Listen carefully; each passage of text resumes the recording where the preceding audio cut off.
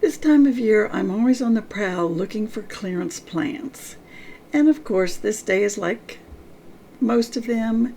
And if I'm going to go by Lowe's, we're going to stop in there and see if they have anything. It looks like people are in there buying, so I'm going to hot-foot it back through the plants. But look at these gorgeous mums. Aren't they pretty? They look so fall and fresh. I just love them. That color is just gorgeous. Balloon flowers, one of my favorites. The bees are just humming all over. Sedum, I love sedum. This one's really dark red looking. I really like that. Munstead, it says. I don't think I have that variety at home. And then these, I don't know, it looks like some kind of a coneflower there. And then salvia. I'm not a big fan of salvia. I just don't like how it poofs out in the middle of the summer. But I like Russian sage. Russian sage is good. No work, no mess, no fuss. But this is what I love. Coreopsis, tick seed, that's what I want. It's so drought tolerant, you don't have to fuss and muss with it.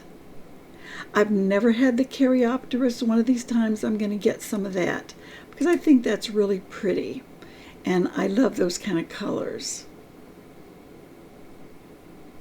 But I'll figure out a spot for some of these things later. But right now, I am going to check the markdowns. So let's scoot back through the pretty, pretty colorful displays. But right now I have to concentrate on the clearance rack because I've just about blown the budget this year on plants. Some of these look like they're ready for the morgue, not the clearance rack, but that's what we see all the time. You just kind of have to pick and choose. These mums, it looks like all they need is a nice drink of water, and they could be just fine. Now, I don't typically decorate with mums. I don't have any planted in my garden right now, but $2 is a steal. And if you hydrate that real well, you can have some pretty baskets of mums. Just trim them up a little, take off the dead parts, that kind of stuff. And denim and lace, when you find that, it's good. This one has already met its maker. Now, some of these, in my opinion, should be 10 cents, 25 cents. I might take a risk on them, but, you know, if they're too far gone, I don't want them. Now, this is just shameful. Shouldn't let them just die like that slow death. But I am about to get lucky. I came specifically to look for Coreopsis, and I feel like I hit the jackpot. I found exactly what I wanted.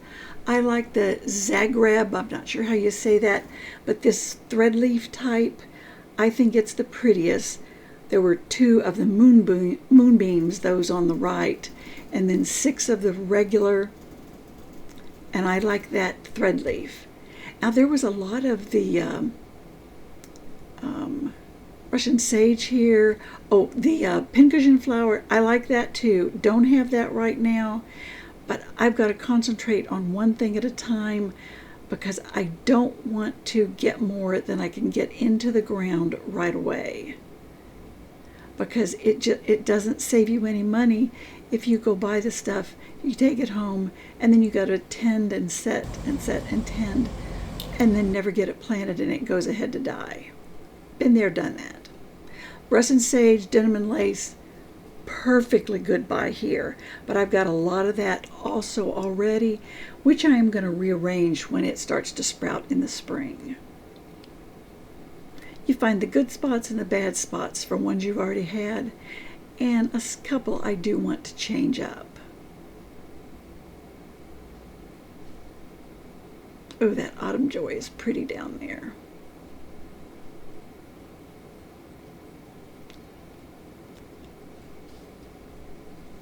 I've tried some of the grasses before, but had 1 year success with them, and I just didn't try grasses again.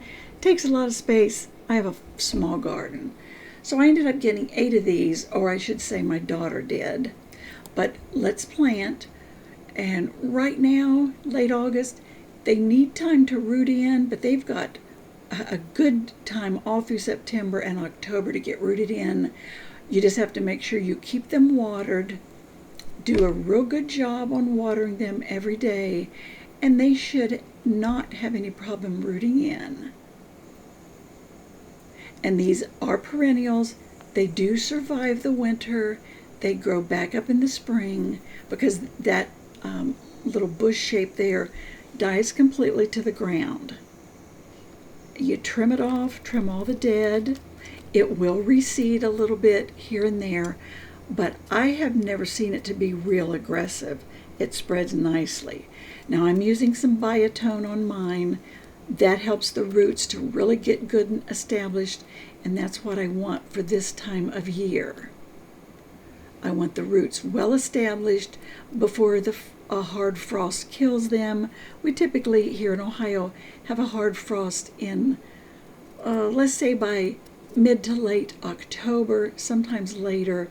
So I expect them to have enough good growing time to be well established by the time they should be killed by frost.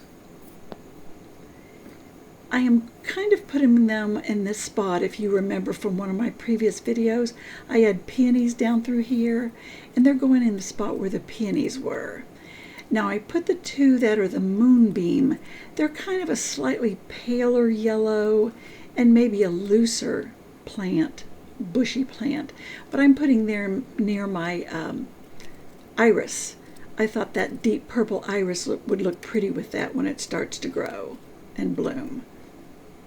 But I'm putting a nice handful of the Biotone down into the hole that I'm digging. And these were, I think, quart and a half. I'm not sure what that size was.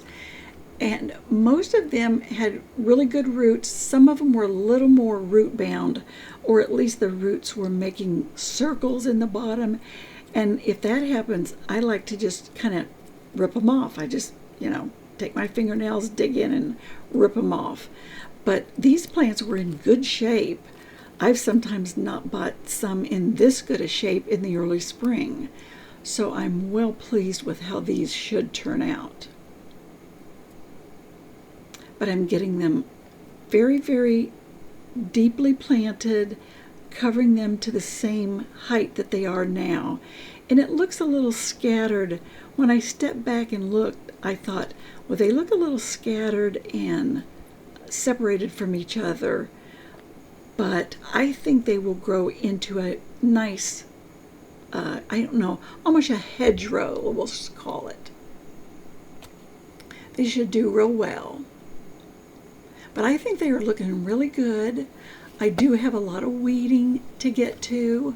I'm going to throw some seed over in there and hope that seed will take of, what is it, I think it's red bee balm that I want to put back there, because I had some good success with that. I'm going to throw some seed back in there and just hope it either will root or won't root. But then all's left is to water this, and I'm giving them a really good long drink of water so that they do get soaked in real well. It drains over here nicely. These grow to about 18 to 24 inches high, and really just getting them established, you have to give them regular water. But once they're established, like all through the season, I didn't have to worry about watering these at all. You hardly had to water about them if I had them in a planter. So that's the kind of plant I want. No work, no fuss. But all I need to do now is clean up some of these supplies, put things away, and we'll have the winter. So thanks for watching, and try another video if you have time. Thanks a lot.